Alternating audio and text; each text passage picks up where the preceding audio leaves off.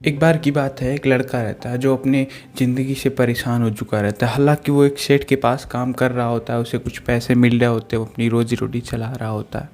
फिर भी एक दिन होता क्या है, वो जब नहाने जाता है तो वो हमेशा अपना खाना-वाना बना कर के, सब लोग जैसे करते हैं, अपना खाना बना के रोटी वगैरह वहीं रख के फिर नहाने जाता है कि नहा के आऊँगा तो खाऊँगा। अपना खाना-वाना बना के वहीं रख के जाता है, उसमें 4 चपातियाँ वो रोज़ बनाया करता था। 4 चपातियाँ रख के जाता है और वहाँ से जब वो नहा कर आया तो वहाँ 3 चपातियाँ मिली। अब उसका बैकग्राउंड जान लीजिए लड़के का।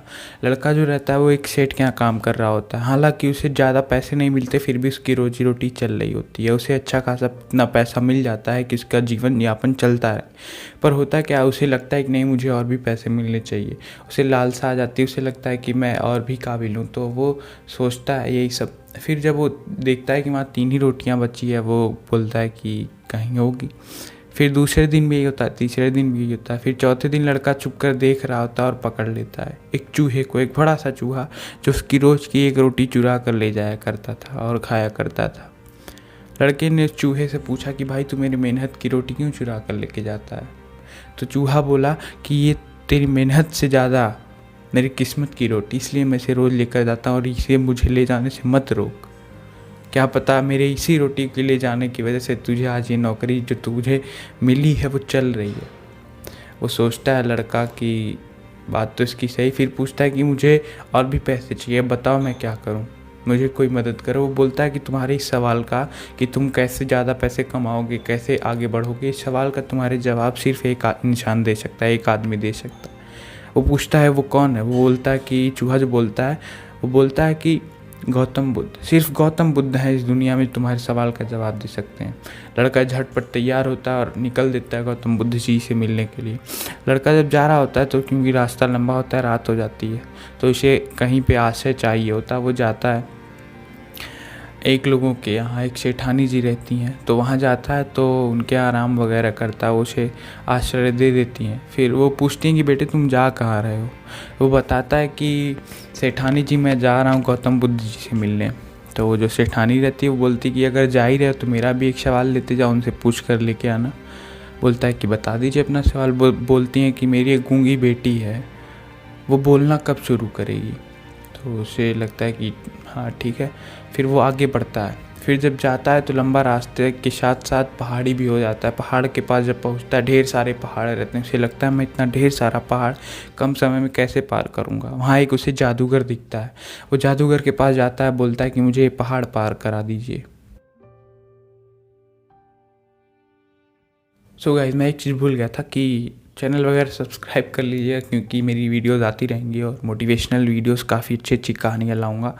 तो इसीलिए चैनल को सब्सक्राइब कर लीजिएगा, वीडियो को लाइक कर दीजिए और कमेंट में बताइए मैंने क्या क्या गलतियाँ की ताकि मैं उन्हें सुधार सकूँ। So thank you guys, watch the video. मैं आपका बहुत आभारी रहूँगा।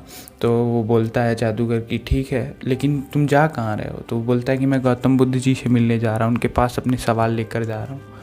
तो जो मैजिशियन रहता है, जो जादूगर रहता है, वो बोलता है कि तुम मेरे भी एक सवाल का जवाब लेते आना। बोलता है कि क्या, बताइए। बोलता है कि मैं यहाँ हज़ारों सालों से इस पहाड़ पे तपस्या कर रहा हूँ, मैं स्वर्ग की प्राप्ति मुझे कब होगी, ये पूछ कर आना उनसे। बोलता है ठीक है। फिर आगे बढ़ता है। आगे बढ़ते बढ़ते जाता है तो जादूगर जो छड़ी घुमा कर उससे पार कर रहता है। फिर एक वीरान जगह आती है, जाते जाते एक बीच में नदी भी रहती है, इसे नदी पार करना रहता है। वहाँ कुछ दिखता नहीं है, सिर्फ इसे एक कछुआ दिखता है। उस कछुए से ये हेल्प मांगता है। तो कछुआ बोलता है कि तुम जाना कहाँ चाहते हो? तो वो बताते हैं कि हम गौतम बुद्ध जी के पास जाना चाहते हैं। तो कछुआ बोलता है कि उनसे मेरे एक सवाल का जवाब लेके आना कि मैं यहाँ 500 साल से हूँ और मैं ड्रैगन कब बनूंगा, बस उनसे यही पूछ करके ले आना। बोलता है ठीक है। जाता है गौतम बुद्ध जी के यहाँ। वहाँ पे आश्रम में वहाँ पे प्रवचन वगैरह चल रहा होता है। प्रवचन होने के बाद जब गौतम बुद्ध जी बुलाते हैं सबको, बोलते हैं कि सिर्फ 3 सवाल पूछ सकते हैं आप लोग। फिर इसे समझ में आता है कि मेरे पास तो 4 सवाल है, मैं किसका छोड़ूं, किसका पूछूं। फिर ये सोचता है कि सेठानी जी का पूछ लेता हूँ, क्योंकि उनकी बेटी की ज़िंदगी का सवाल है। फिर बोलता है जादूगर इतनी सालों से तपस्या कर रहा है, उसका पूछ लेता हूँ। फिर सोचता है कि कछुआ भी 500 साल से ड्रैगन बनने की कोशिश कर रहा है, उसका भी पूछ लेता हूँ। मेरा क्या, मैं तो गुजारा कर ही रहा हूँ, मेरा तो चल ही रहा है। तो उसे समझ में आता है कि इन 3 लोगों का पूछ लेता हूँ। तो उनसे पूछता है, जवाब पूछता है और वहाँ से निकल देता है। जाता है तो पहले उसे कछुआ मिलता है। कछुआ नदी पार कर आते हुए से पूछता है कि तुमने मेरे सवालों का जवाब पूछा? तो लड़का बोलता, हाँ पूछा। उन्होंने जवाब दिया कि तुम जैसे ही अपना एक कवच उतार दोगे वैसे ही तुम ड्रैगन बन जाओगे। तुम इस कवच के नाते ड्रैगन नहीं बन पा रहे हो 500 सालों से। उसे नदी पार कराने के बाद कछुए ने अपना कवच उतार दिया और मोती ही मोती बाहर आ गए और वो ड्रैगन बन कर उड़ गया। वो बोल कर जाता है कि इन मोतियों का मैं क्या करूँगा, नहीं तुम रख लो। लड़का मोतियों को रख लेता है और आगे बढ़ जाता है। आगे आता है तो जादूगर मिलता है। जादूगर से बताता है कि उन्होंने कहा है कि जैसे ही तुम अपने जादू की छड़ी छोड़ दोगे वैसे ही तुम स्वर्ग की प्राप्ति कर लोगे। उसने वो बोलता है कि लो ये तुम रख लो, मैं क्या करूँगा इस जादू की छड़ी का। उसे दे देता है और तुरंत स्वर्ग को प्राप्त हो जाता है। उसके बाद आता है सेठानी जी के यहाँ, बताता है उनके सवालों का जवाब। उनके सवालों का जवाब ये रहता है कि जैसे ही उनकी उस गूंगी बेटी की शादी हो जाएगी वो बोलना आरंभ कर देगी। तो सेठानी जी कहते हैं कि तो देर किस बात की, लड़का मेरे सामने ही बैठा है, चलिए शादी कराते हैं। क्योंकि इस लड़के के माता पिता उस समय वहाँ दुनिया में नहीं रहते हैं, इसीलिए उसकी शादी वहीं तुरंत हो जाती है। और लड़की है वो पहला अपना शब्द बोलती, पहली लाइन बोलती कि आप तो वही है ना जो उस दिन रात को आकर यहाँ ठहरे थे।